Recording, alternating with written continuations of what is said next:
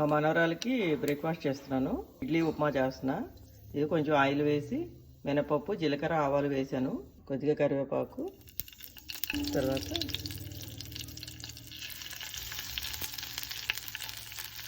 చాలా వేడిగా ఉన్నాయి ఇడ్లీ. కొంచెం చల్లారి పెట్టి చేస్తాను. ఇప్పుడు లేట్ అయిపోయింది. ఈ తాలింపు దీనికి పట్టేదాకా కలిపి కొద్దిగా వేయించాలి. మరీ ఎక్కువ వేయించితే రవరవలా అయిపోతుంది. ఇడ్లీ తిందనమాట. ప్లెయిన్గా పెడితే దానికి చట్నీ కానీ అట్లాంటివి పెట్టినా తిందు. వాళ్ళ అమ్మ ఇలాగే అలవాటు చేసింది.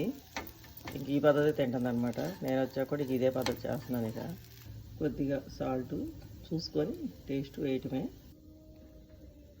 రసం పౌడర్ అనమాట, ఇది హోమ్ మేడే. మీరు సాంబార్ పొడి అయినా వేసుకోవచ్చు, వేరే ఏమన్నా పప్పుల పొడి కారపొడులు ఉంటాయి కదా మన దగ్గర, ఏముంటే వేసుకోవచ్చు. అంటే బేబీకి నచ్చేలాగా తనకి ఏది నచ్చితే ఆ పొడి వేయచ్చు. అయిపోయింది మా మనవరాల టిఫిన్.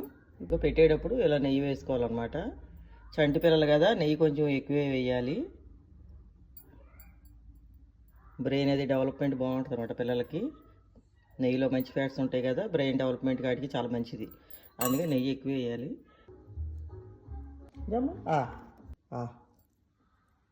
ఒక టీవీ పెట్టాలి, ఇక్కడ తినిపించారనమాట. ఆ తిన్న కాసేపు పెడతామన్నమాట.